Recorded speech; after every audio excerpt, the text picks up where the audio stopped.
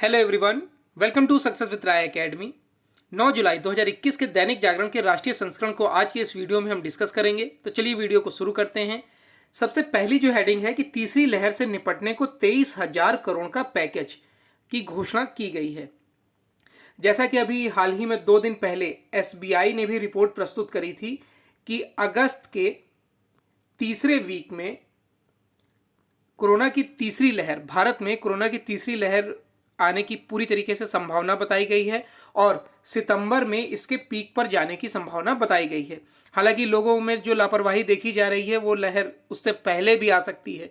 इसमें प्रधानमंत्री मोदी ने भी उन सैलानियों को आगाह किया है जो अभी जैसे हिमाचल प्रदेश, शिमला इत्यादि में घूम रहे हैं और बिना मास्क के उन्हें घूमते हुए देखा जा रहा है। और लोगों की जिस तरीके से भीड़ मार्केट में उमड़ रही है वो भी कोरोना की तीसरी लहर को लाने में भरपूर सहायता करेगी, ऐसा माना जा रहा है। तो इसी को देखते हुए तीसरी लहर से निपटने के लिए 23,000 करोड़ रुपए का भारी भरकम पैकेज की घोषणा की गई है। अब इसमें कोरोना की जो लहर है उसमें 23,000 का जो पैकेज दिया गया है, इसमें 15,000 करोड़ रुपए केंद्र और 8,123 करोड़ रुपए राज्य सरकार मुहैया कराएंगी। नवनियुक्त स्वास्थ्य मंत्री मनसुख मंडाविया ने गुरुवार को बताया कि इस पैकेज को अगले 9 महीने के भीतर यानी मार्च तक अमली जामा पहना दिया जाएगा, यानी इसे पूरी तरीके से लागू कर दिया जाएगा, आवंटित कर दिया जाएगा। इससे पहले पिछले साल मार्च में 15,000 करोड़ रुपए का राहत पैकेज दिया गया था। पैकेज में जिस तरीके की जानकारी बताई गई है कि जिला स्तर पर ऑक्सीजन तथा जरूरी दवाइयों की आपूर्ति और स्टोरेज से लेकर पर्याप्त संख्या में बिस्तरों की संख्या, यानी कि जो अस्पतालों में बेडों की संख्या होती है उसकी व्यवस्था की जाएगी। तीसरी लहर में बच्चों के अधिक संख्या में प्रभावित होने की आशंका को देखते हुए सभी जिलों में बच्चों के विशेष वार्ड के निर्माण के साथ ही हाइब्रिड आईसीयू बेड का भी निर्माण किया जाएगा, जिनका इस्तेमाल जरूरत पड़ने पर बच्चों और बड़े दोनों कर सकेंगे। नए पैकेज में बड़े पैमाने पर जीनोम सीक्वेंसिंग प्रणाली तैयार करने के साथ साथ सभी 736 जिला अस्पतालों को डिजिटल प्लेटफॉर्म से जोड़ने का भी प्रावधान किया गया है। अब इसमें कुछ पैकेज के अहम बिंदु दिए गए हैं, वो देख लेते हैं एक बार फिर से।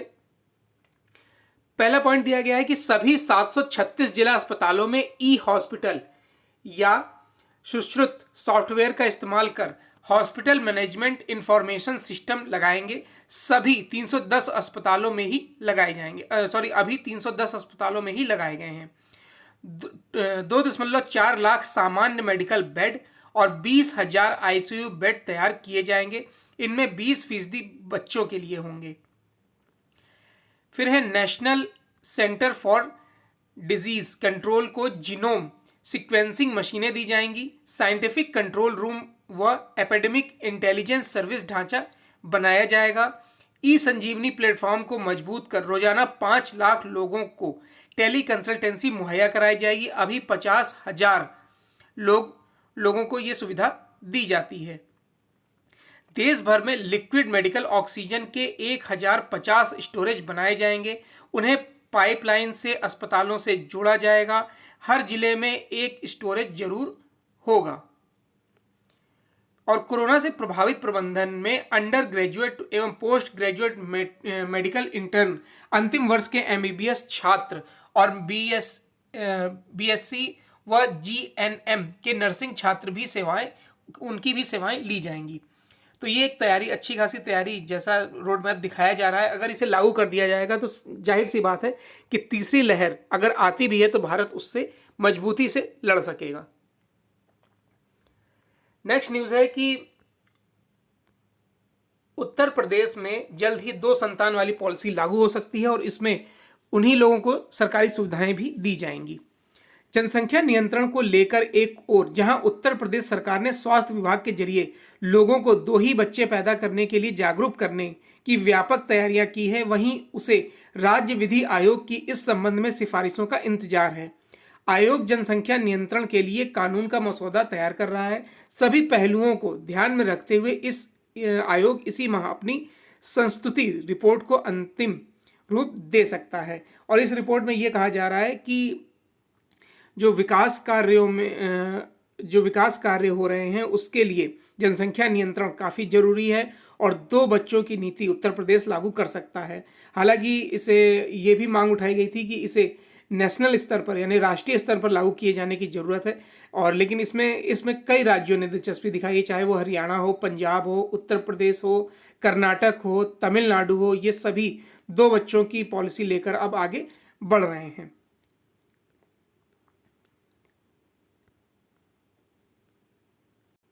तो ये पहले पेज पर एक और न्यूज़ है कि फ्रांसीसी कोर्ट ने केयर्न को दी है पेरिस में भारतीय संपत्तियां जब्त करने की इजाज़त। देखिए, केयर्न्स एनर्जी जो है वो ब्रिटेन की एक कंपनी है और भारत के साथ उसका टैक्स को लेकर एक विवाद चल रहा था, जो केस चल रहा था फ्रांसीसी कोर्ट में। उसमें पक्ष जो है वो ब्रिटेन की केयर्न एजेंसी के पक्ष में, एनर्जी के पक्ष में आया है और वहाँ पर जो भारत की संपत्तियां हैं अब उसे जब्त किया जाएगा।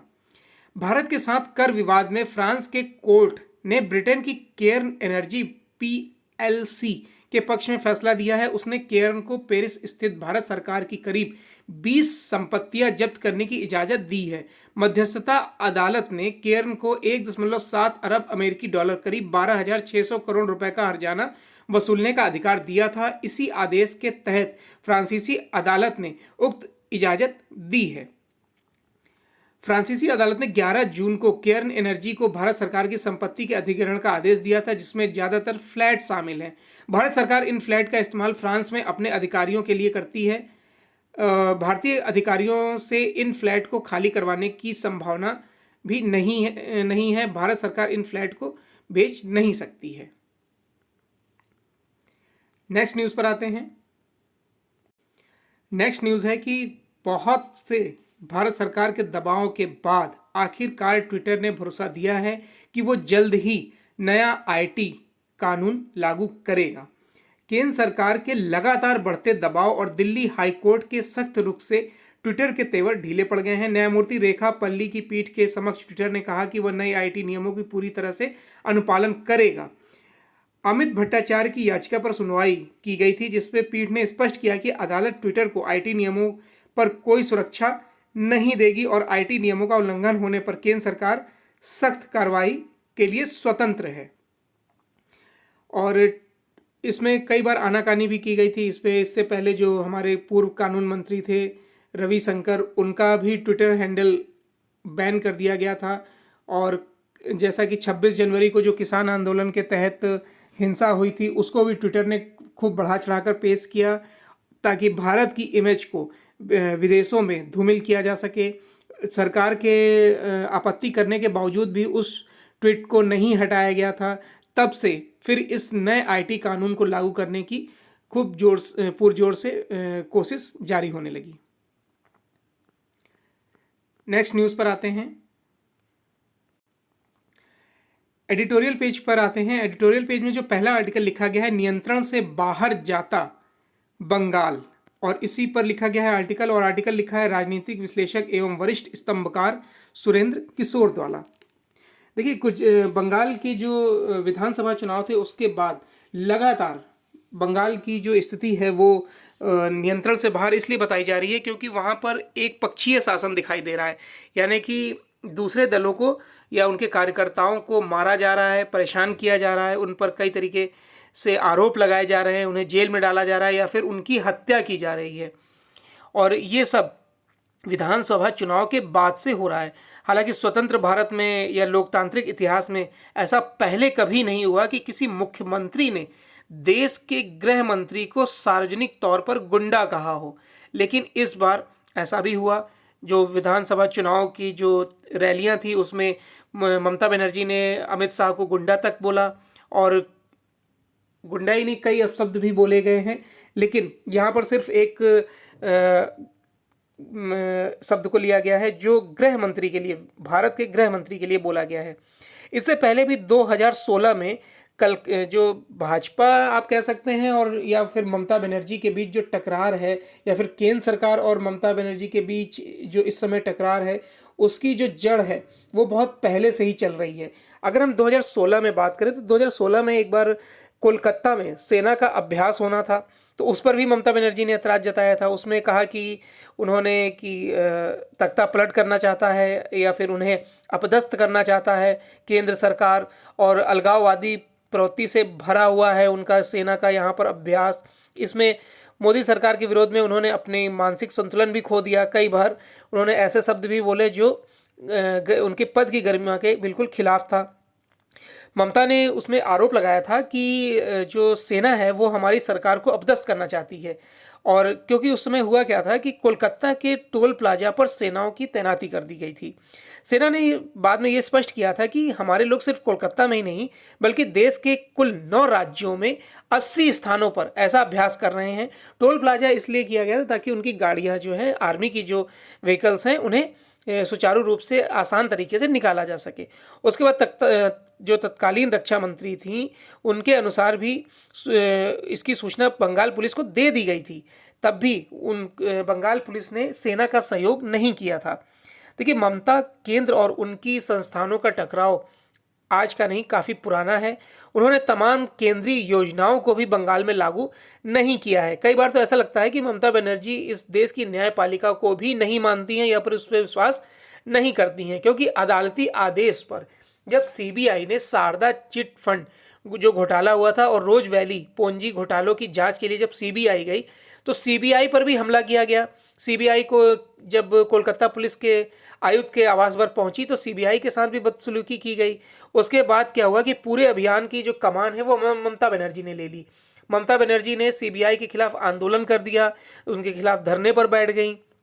तो क्या ये सब एक मुख्यमंत्री को शोभा देता है कि वो एक अपने अफसर का पक्ष ले? हालांकि ये पहली बार ऐसा हुआ था। प्रधानमंत्री मोदी जब अभी हाल ही में जो चक्रवात आया था उसके लिए जो बैठक की गई थी उसमें भी ममता बनर्जी ने अपने आप को शामिल नहीं किया था, ना ही अपने सचिव को वहाँ पर भेजा था। ऐसा भी पहले कभी नहीं हुआ था, क्योंकि जो चक्रवात या बाढ़ आती है तो वो एक आपदा मानी जाती है। ममता सरकार और उनकी जो तृणमूल कांग्रेस के कार्यकर्ताओं ने विपक्ष विशेषकर भाजपा के खिलाफ जैसी निर्ममता अपनाई हुई है उसकी मिसाल मिलना वाकई में मुश्किल है। बंगाल के केंद्रीय मंत्रियों तक के साथ दुर्व्यवहार किया गया है। चुनाव से पहले, चुनाव के दौरान और चुनाव के बाद बंगाल में हालात को देखकर यही लगता है कि बंगाल और कश्मीर में खासा कोई अंतर नहीं है। हालांकि हालात इतने भयावह हो गए हैं कि राज्य में भाजपा समर्थकों को अपनी जान बचाने के लिए पड़ोसी राज्यों में जैसे असम इत्यादि में शरण लेनी पड़ रही है। कलकत्ता हाईकोर्ट ने राष्ट्रीय मानवाधिकार आयोग को इस राज्य प्रायोजित हिंसा की पड़ताल के लिए एक समिति गठित करने का निर्देश दिया और जांच को जल्द से जल्द पूरा करने के लिए बोला गया। लेकिन इसमें भी आप समझिए कि हद तब हो गई जब जांच के लिए जो टीम गई थी उस पर भी हमला होने लगा। यानी कि पूरी तरीके से अराजकता का माहौल अब पश्चिम बंगाल में देखने को मिल रहा है। बंगाल पुलिस को निर्देश दिया गया कि वह चुनावी हिंसा के सभी पीड़ितों के केस दर्ज करे, और देखा गया कि जो बंगाल पुलिस है अदालती आदेश का भी पालन नहीं कर रही है। किसी के खिलाफ कोई केस दायर नहीं किया गया है, जो कि बहुत शर्मनाक है। इस परिदृश्य को देखते हुए यही लगता है कि भविष्य में जब केंद्र सरकार बंगाल में नागरिकता संशोधन कानून जब लाएगी तब क्या होगा। क्योंकि देखिए, ममता बनर्जी जो चुनाव जीती हैं उसमें उन्होंने मुस्लिम लोगों के लिए ये एनआरसी, चाहे वो एनआरसी हो, नागरिकता संशोधन कानून, सीएए, इन सब को लागू करने से मना किया है। और उन्होंने बोला है कि अगर केंद्र सरकार दबाववश इसे लागू करता है तो जो हिंसा होगी उसके लिए केंद्र सरकार जिम्मेदार है। इसके तहत अब ये जाहिर सी बात है, जब मुख्यमंत्री ही ये बात बोल रहे हैं तो जब इसे लागू किया जाएगा तो वहाँ पर हिंसा होना स्वाभाविक है। अगर हम 2005 में उन्होंने ही लोकसभा में घुसपैठियों का मुद्दा उठाया था, तब राज्य में वाम सरकार थी जो घुसपैठियों को संरक्षण दे रही थी। अब स्थिति बदल गई है। बांग्लादेशी घुसपैठियों में एक मुश्त वोट ममता बनर्जी को भी मिला है, इसलिए उनका रवैया ऐसा है, यानी कि इसलिए वो उनके पक्ष में बोल रही हैं।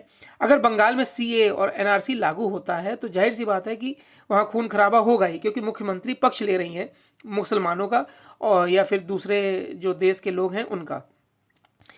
यहाँ पर यह बोला गया है कि बंगाल विधानसभा चुनाव में मुस्लिम मतों की अभूतपूर्व एकजुटता का एक बड़ा कारण ममता बनर्जी रही हैं।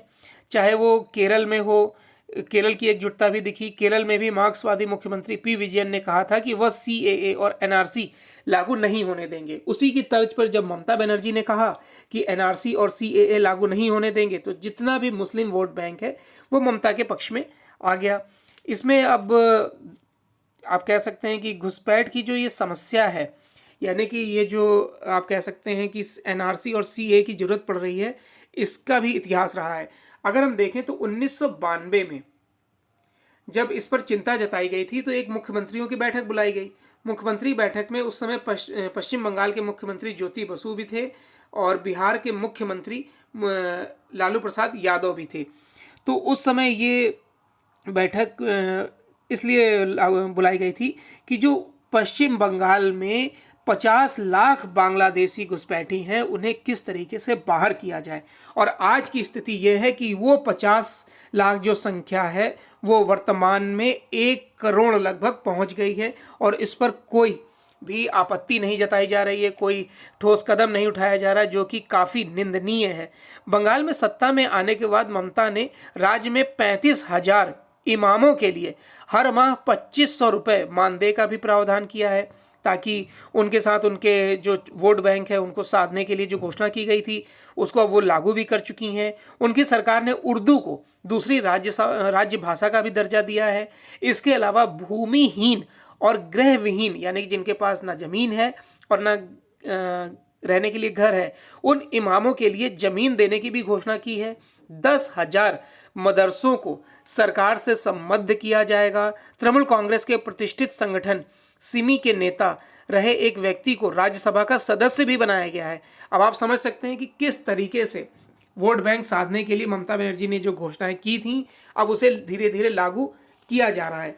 तो ये भी एक कारण हो सकता है कि केंद्र सरकार और जो पश्चिम बंगाल सरकार है उसके बीच तकरार जरूर बढ़ेगी। आगे आर्टिकल में ये बताया गया है कि 2014 में जो नरेंद्र मोदी के प्रधानमंत्री बनने के बाद ममता बनर्जी ने वे सभी काम किए और वे सभी बयान दिए हैं जो आप कह सकते हैं कि नरेंद्र मोदी की इमेज को खराब करता है या फिर उसका विरोध प्रकट करता है। अब कांग्रेस के नेता जो हैं वो अधीर रंजन चौधरी ने हालिया चुनाव नतीजे के बाद कहा था कि हमारे समर्थक मुसलमानों ने तृणमूल कांग्रेस को वोट दिया है। मतलब जो पूरी वोट बैंक राजनीति हो रही थी, मुस्लिमों को साधने की कोशिश हो रही थी, उस पर अब बयान आ रहे हैं और लगातार ममता बनर्जी केंद्र के खिलाफ जो आक्रामक रुख अपनाए हुए हैं, केंद्र की जो योजनाओं को वो पश्चिम बंगाल में लागू नहीं होने दे रही हैं, उससे सिर्फ और सिर्फ जनता का नुकसान है। कई ऐसी योजनाएं हैं जिसका लाभ गरीबों को मिलना चाहिए। हालांकि ममता बनर्जी ने भी जो स्कीमें लागू की हैं वो लाभदायक हैं, लेकिन क्या केंद्र सरकार की जो योजनाएं हैं वो भी उन्हें मिलेंगी तो उनके लिए और लाभदायक नहीं होगा? इस पर गौर करने की जरूरत है। नेक्स्ट आर्टिकल है मंत्री परिषद विस्तार का राजनीतिक संदेश। अच्छा आर्टिकल है, इसमें विभाग बताए गए हैं कि कौन किसको दिए गए हैं और ये आर्टिकल जो लिखा गया है वो है राजनीतिक विश्लेषक एवं वरिष्ठ पत्रकार द्वारा हर्षवर्धन त्रिपाठी। देखिए, गुजरात में शुरुआत ही अमित शाह को टारगेट किया गया है और भाजपा को टारगेट किया गया है पहले ही सेंटेंस से कि गुजरात में 1998 तक जितने भी सहकारी संस्थान थे, बैंक थे, उसमें कांग्रेस का दबदबा था। सिर्फ एक सहकारी बैंक पर भाजपा काबिज थी और उसको वो राष्ट्र हित में, राज्य हित में नहीं मानते थे भाजपा के लोग। अमित शाह ने सहकारी संस्थानों से कांग्रेस को बेदखल करने के लिए योजना तैयार की थी। धीरे धीरे कांग्रेस गुजरात के सहकारी संस्थानों से पूरी तरह गायब हो गई। अब जब नरेंद्र मोदी ने नया सहकारिता मंत्रालय बनाया तो उसके मंत्री के तौर पर अमित शाह को नियुक्त किया गया। दरअसल यह दृष्टांत ही तय कर देता है कि मोदी के इस सबसे बड़े बदलाव के मूल में क्या है। अब देखिए, एग्जाम्पल जैसे दिए जा रहे हैं कि मंत्रालय एक ही व्यक्ति को कैसे 2-3 मंत्रालय दिए जा सकते हैं। तो अगर किसी व्यक्ति को 2-3 मंत्रालय दिए जा रहे हैं तो क्या वो सुचारू रूप से उसका कार्य कर पाएगा, उस पर वर्कलोड नहीं बढ़ेगा। ऐसा एग्जाम्पल दिया जा रहा है कि मनसुख मांडविया नए स्वास्थ्य मंत्री बने हैं। रसायन एवं उर्वरक मंत्रालय के साथ स्वास्थ्य मंत्रालय जैसे महत्वपूर्ण मंत्रालय का जिम्मा वह किस प्रकार ठीक से संभाल पाएंगे, इसे समझने के लिए उस प्रसंग को याद करें जब नितिन गडकरी को स्पष्ट बोलना पड़ा था कि वैक्सीन उत्पादन बढ़ाने के लिए मैंने कुछ सुझाव दिए थे, पर मुझे जानकारी नहीं थी कि मांडविया पहले ही सब बता चुके थे। स्वास्थ्य और सहकारिता मंत्रालय की ही तरह दूसरे मंत्रालयों का जिम्मा भी एक ही मंत्री को दिया गया, यानी कि 2-3 मंत्रालय एक ही व्यक्ति को दे दिए गए हैं। अब इसके पीछे क्या सोची समझी रणनीति है, ये तो आप कह सकते हैं कि भाजपा के टॉप लीडर ही बता पाएंगे। मंत्रिमंडल से हटाए गए मंत्रियों में रविशंकर प्रसाद, रमेश पोखरियाल निशंक, प्रकाश जावड़ेकर, डॉक्टर हर्षवर्धन को हटाने के पीछे यह एक सूत्र है कि मोदी सरकार के राष्ट्रीय विमर्श को स्थापित करने में ये कामयाब नहीं रहे। मोदी सरकार के बारे में एक बात पक्के तौर पर कही जाती है कि वह फीडबैक पर कार्य करती है, यानी कि जनता से जो फीडबैक मिलता है उस पर कार्य करती है। हालांकि ये आर्टिकल में जो पॉइंट लिखा गया है कितना सही है ये तो आप कमेंट बॉक्स में बता सकते हैं। आगे आर्टिकल में बताया गया है कि जो 43 नए मंत्री लिए गए हैं उसमें असम, त्रिपुरा, अरुणाचल प्रदेश, मणिपुर से एक एक प्रतिनिधि जोड़े गए हैं, जो पूर्वोत्तर के प्रति मोदी की दृष्टि को प्रमाणित करता है। चीन से सटे अरुणाचल प्रदेश के किरण रिजिजू को केंद्रीय कानून मंत्री की कुर्सी देना यही दिखाता है। प्रधानमंत्री के लिए रिजिजू रणनीतिक तौर पर कितने महत्वपूर्ण हो गए हैं। पूर्व के नौकरशाह अश्विनी वैष्णव को रेलवे, कम्युनिकेशन, इलेक्ट्रॉनिक्स व आईटी मंत्रालय देने के पीछे बहुत स्पष्ट वजह है। वह वाजपेयी सरकार में उप सचिव रहे हैं। 2 पूर्व नौकरशाहों, 24 पेशेवर मोदी सरकार में बदलाव का हिस्सा बने हैं। 43 नए मंत्रियों में 61% मंत्री अन्य पिछड़े वर्ग, अनुसूचित जाति और जनजाति से हैं, यानी 27 ओबीसी, 12 एससी और 8 एसटी मंत्रियों को मोदी ने शामिल किया है। तो कई चैनलों ने अब की बार ओबीसी सरकार तक लिख दिया। एक समय मुख्य रूप से ब्राह्मण और बनियों की पार्टी माने जाने वाली भाजपा ने समय के साथ कितनी शानदार यात्रा की है इसका आसानी से अनुमान लगाया जा सकता है। महाराष्ट्र में पूर्व शिव सैनिक व आक्रामक नेता नारायण राणे को एमएसएमई मंत्री बनाकर मोदी ने शिवसेना को स्पष्ट संदेश दिया है। दिल्ली से डॉक्टर हर्षवर्धन को हटाया गया तो मीनाक्षी लेखी आई, और इसी तरह उत्तराखंड से ब्राह्मण रमेश पोखरियाल निशंक हटाए गए तो अजय भट्ट आए। लेकिन सबसे शानदार तरीके से जाति और क्षेत्र का संतुलन बैठाने में मोदी को उत्तर प्रदेश में कामयाबी मिली है। सपा बसपा से आए आगरा के सांसद एसपीएस बघेल हों या फिर मोहनलालगंज के सांसद कौशल किशोर हों, किशोर ने योगी सरकार के कोरोना प्रबंधन पर सवाल भी उठाए थे, लेकिन फिर भी उन्हें मंत्री बनाया गया है। बघेल और पासवान समाज के बड़े नेताओं को मंत्रिमंडल में शामिल करने मोदी ने 2 संदेश दिए हैं। पहला, सामाजिक समीकरणों का पूरा ध्यान रखा गया। दूसरा, किसी भी पार्टी के ताकतवर नेता के लिए भाजपा में सम्मान पूर्वक रहने का पूरा अवसर दिया गया है।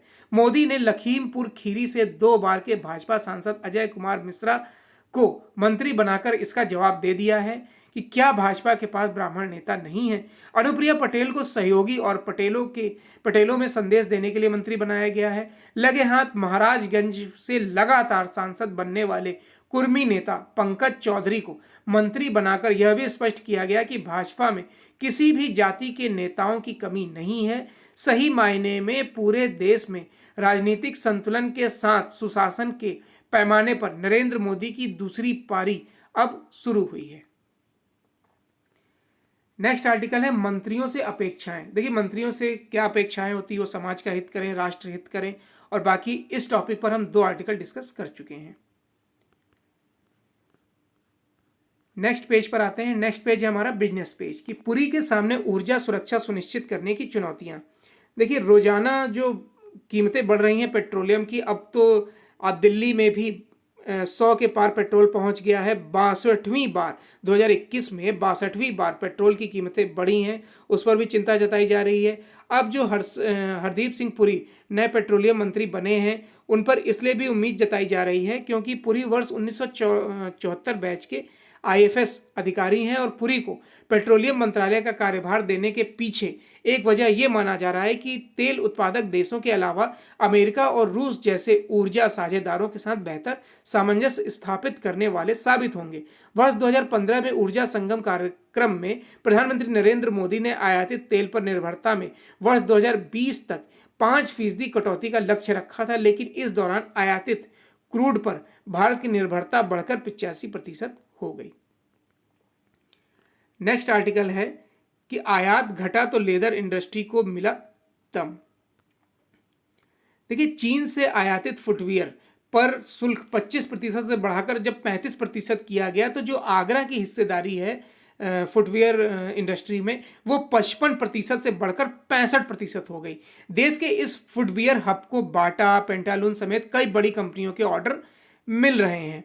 जो Agra footwear manufacturers and exporters chamber के प्रेसिडेंट हैं पूरन डावर, उन्होंने बताया है कि कोरोना काल से पूर्व यहां प्रतिदिन 10 लाख जोड़ी जूते तैयार होते थे। मार्च 2020 में कारोबार प्रभावित हुआ, 10% लगभग कारोबार प्रभावित हुआ है। और लेकिन अब स्थिति सामान्य होने के बाद अमेरिका सहित कई देशों से, लगभग 15 देशों से अब ऑर्डर मिल रहे हैं। नेक्स्ट न्यूज़ है बीसीसीसी बनी गैर समाचार चैनलों के लिए स्वनियामक इकाई। सबसे पहले आप ये जानिए कि बीसीसीसी क्या है। देखिए, BCCC जो है, BCCC stands for broadcasting content complaints council. It is an independent self-regulatory body established in 2011 by the Indian Broadcasting Foundation after deliberation with the Ministry of Information and Broadcasting. It examines the complaints related to the content of a serial, movie or any other program broadcasting by a TV channels. इसमें 13 member होते हैं, एक chairman होता है और 4 non broadcast members होते हैं, 4 member from the national level statutory commission होते हैं, 4 member from the broadcast industry. Total 13 member होते हैं। तो ब्रॉडकास्टिंग कंटेंट कंप्लेंट काउंसिल को केबल टेलीविजन नेटवर्क नियमावली के तहत गैर समाचार चैनलों के खिलाफ शिकायतों के निस्तारण के लिए स्वनियामक के तौर पर पंजीकृत किया गया है। हाल में जारी अधिसूचना के अनुसार सूचना एवं प्रसारण मंत्रालय ने बीसीसीआई को उसके सदस्य चैनलों के लिए द्वितीय श्रेणी के स्वनियामक के तौर पर पंजीकृत किया है। यह टेलीविजन चैनलों द्वारा प्रसारित सामग्री के खिलाफ आई शिकायतों के समयबद्ध निस्तारण के लिए 3 स्तरीय संवैधानिक तंत्र प्रदान करेगी। बुधवार को इंडियन ब्रॉडकास्टिंग फाउंडेशन को औपचारिक तौर पर दी गई सूचना के अनुसार बीसीसीसी केबल टेलीविजन नेटवर्क संशोधन नियमावली 2021 के नियम 18 में स्वनियामक के लिए उल्लेखित कार्य करेगी। अब नेक्स्ट न्यूज़ पर आते हैं। नेक्स्ट न्यूज़ है कि भारत इटली में आपसी रक्षा सहयोग बढ़ाने पर सहमति। देखिए, जो सेना प्रमुख जनरल एम नरवाने ने गुरुवार को रोम में इटली के अपने समकक्ष लेफ्टिनेंट जनरल पिएट्रो सेरेनो और रक्षा मंत्री लोरेंजो गुएरिनी से मुलाकात कर द्विपक्षीय रक्षा संबंधों पर महत्वपूर्ण चर्चा की है। दोनों पक्षों ने आपसी रक्षा संबंध मजबूत करने और दोनों देशों की सेनाओं के बीच तालमेल बढ़ाने पर सहमति जताई है। देखिए, इसकी शुरुआत कब हुई थी? इसकी शुरुआत अगर हम देखें तो हुई थी 6 नवंबर 2020 को, जब भारत के प्रधानमंत्री नरेंद्र मोदी और इटली के प्रधानमंत्री गुइसेप कोंटे ने एक वर्चुअल बैठक की थी और उसमें आर्थिक भागीदारी बढ़ाने के साथ साथ द्विपक्षीय संबंधों से जुड़े व्यापक मुद्दों पर भी चर्चा की थी। दोनों देशों के बीच टोटल उस समय 15 समझौते हुए थे। दोनों देशों में 15 जो समझौते हुए थे उसमें आतंकवाद से लड़ाई, द्विपक्षीय संबंध, व्यापार से लेकर मेडिकल में, डिफेंस में, कई ऐसे 15 सेक्टर थे जिसमें समझौते हुए थे।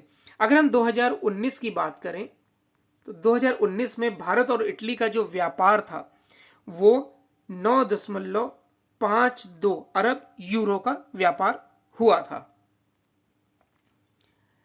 इसमें आगे ये भी बताया गया है कि दोनों प्रधानमंत्रियों ने रक्षा सहयोग और रक्षा तकनीक सहयोग के साथ ही हथियारों के साथ मिलकर विकास और उत्पादन तक पर बात की थी। भारतीय सेनाओं के लिए हथियार और अन्य उपकरणों की खरीद के लिए इटली विश्वसनीय ठिकाना रहा है। जनरल नरवाणे की यात्रा से पहले भारतीय नौसेना के युद्धपोत आईएनएस तंवर और इटली के युद्धपोत आईटीएस एंटोनियो मार्सेंग्लिया ने टिरहेनियन सागर में संयुक्त अभ्यास किया।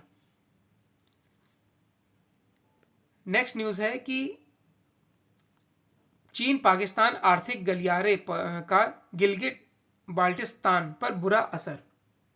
तो सबसे पहले हमें यह पता होना चाहिए कि चीन पाकिस्तान आर्थिक गलियारा है क्या। देखिए, चीन पाकिस्तान इकोनॉमिक कॉरिडोर यानी सीपीईसी चीन का महत्वाकांक्षी प्रोजेक्ट है जो पाकिस्तान, अधिकृत कश्मीर और अक्साई चीन जैसे विवादित इलाकों से होकर गुजरता है। जाहिर सी बात है कि जब विवादित इलाकों से गुजरता है तो भारत इस प्रोजेक्ट का विरोध करेगा, क्योंकि यह पाक अधिकृत कश्मीर से गुजरता है। मुख्य तौर पर यह एक हाईवे और इंफ्रास्ट्रक्चर प्रोजेक्ट है। चीन के आप कह सकते हैं कि काशगार प्रांत को पाकिस्तान के ग्वादर पोर्ट से जोड़ेगा। ये इस प्रोजेक्ट के तहत पाकिस्तान में बंदरगाह, हाईवे, मोटरवे, रेलवे, एयरपोर्ट और पावर प्लांट्स के साथ दूसरे इंफ्रास्ट्रक्चर प्रोजेक्ट को डेवलप किया जाएगा। सीपीईसी की जो कुल लागत है वो 46 अरब डॉलर, लगभग 31 लाख करोड़ रुपए है। भारी भरकम निवेश किया जा रहा है चाइना द्वारा। और 13 नवंबर 2016 को सीपीईसी के एक हिस्से को खोल भी दिया गया था। चीन के बेल्ट एंड रोड इनिशिएटिव की महत्वाकांक्षी व्यापारिक सड़क योजना को अगर पूरा कर लिया गया तो उसके भू राजनीतिक स्थिति और आर्थिक हितों का असर दक्षिणी पूर्वी एशियाई तटीय देशों के ऐतिहासिक व्यापारिक मार्गों और यूरेशिया की मुख्य भूमि समेत हिंद महासागर के अधिकांश हिस्से में पड़ेगा। टाइम्स ऑफ इजराइल में centre for politics and foreign affairs के अध्यक्ष फेबियन बुसाल्ट ने कहा कि चीन पाकिस्तान आर्थिक गलियारा और खास तौर पर ग्वादर बंदरगाह चीन की भूमिका को अत्यधिक बढ़ा देगा, खासकर जब उसने अफगानिस्तान, मध्य एशिया देशों से कारोबार करना शुरू कर दिया है।